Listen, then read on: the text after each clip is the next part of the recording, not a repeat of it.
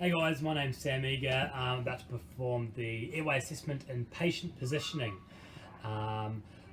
Indications for airway assessment. So basically every patient should be doing a general inspection of their airway. Things like, pulse, conscious state, colour, saturations, effective breathing, and also medical history as well. Anything that may be significant that can cause respiratory compromise.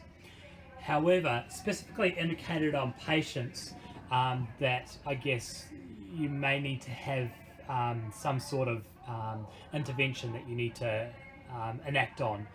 So things like unconscious patients, altered level of consciousness, patients that may be potentially RSIing or bag valve masking, any potential airway burns patients, that's a huge indication. Now heading to, I guess, the actual assessment part of things. So I like to use two mnemonics, moans and lemon law. So moans is more for bag valve masking, any complications.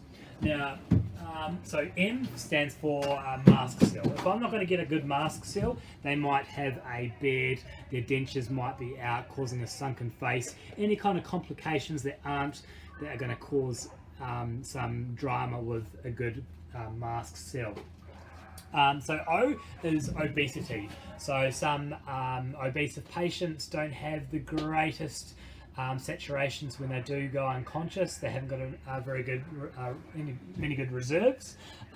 So a lot of adipose tissue on their chest can cause, a little bit harder bag valve mask ventilation. You do need to prop them up and ramp them a lot more if the patient has a lot of adipose tissue on their back.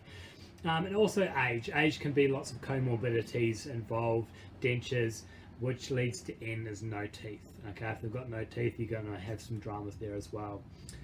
Snoring, you might have to have some intervention if the patient's snoring. Any kind of history of COPD,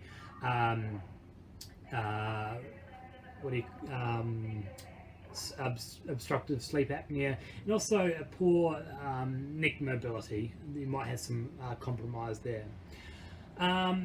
So now the lemon law, you're going to have to look externally. So you're going to have to see if there's any.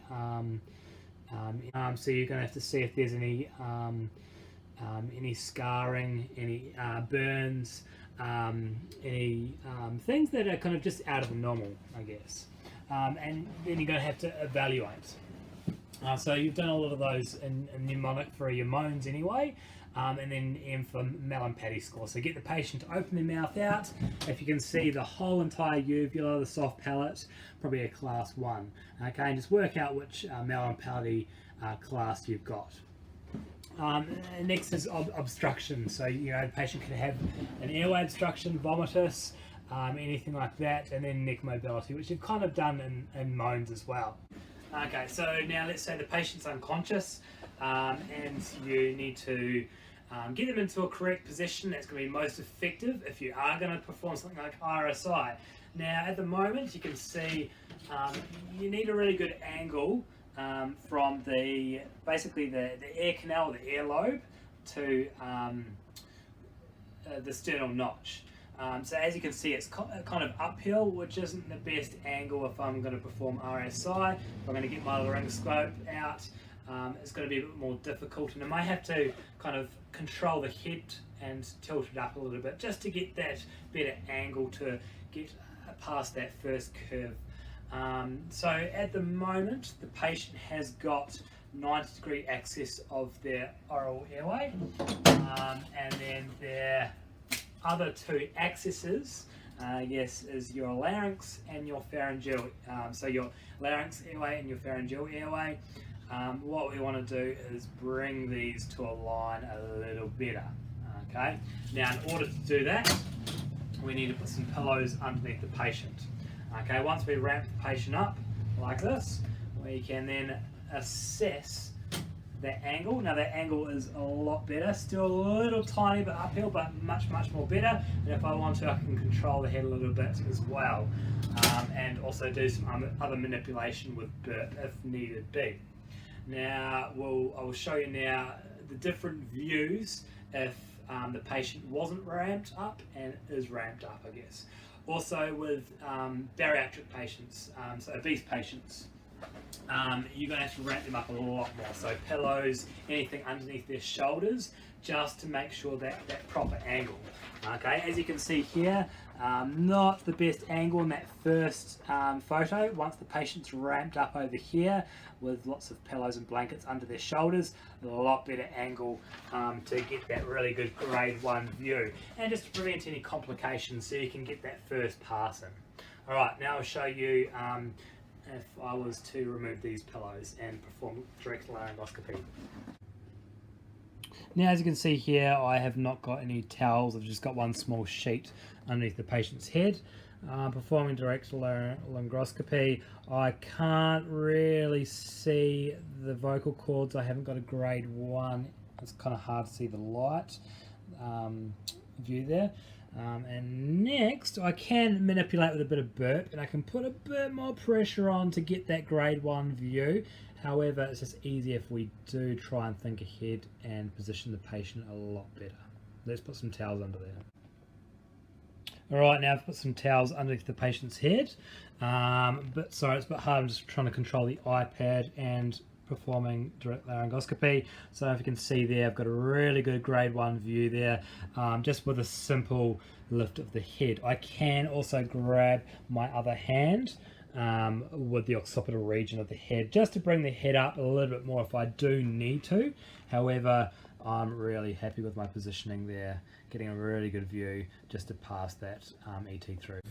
It's really important to get that patient into that sniffing position. So if you're ramping the patient up, really bringing their head back into that position so you can align those axes.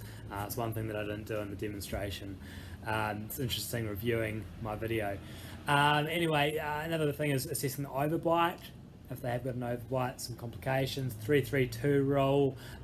So 3 fingers. If they can, the patient's own 3 fingers can fit in the mouth vertically. Also, patient's fingers from the mentum to the hyoid bone, and also 2 fingers from the notch of the thyroid cartilage to the hyoid bone. And it's really good to do that evaluation as well within that lemon law.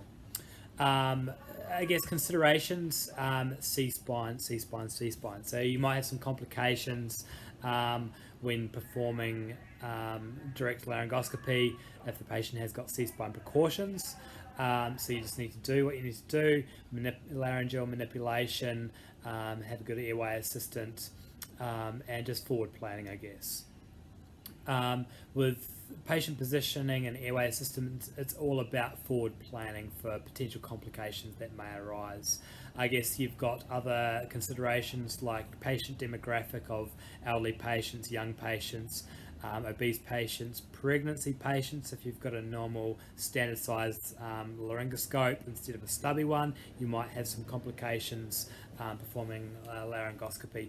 Heaps things to talk about with airway assessment and patient positioning. However, with paramedics, I guess we do have to do quite a quick airway assessment for forward planning in order to perform what we need to do to, like RSIing or with direct laryngoscopy or bag valve masking to try and revert those complications that the patient's currently having.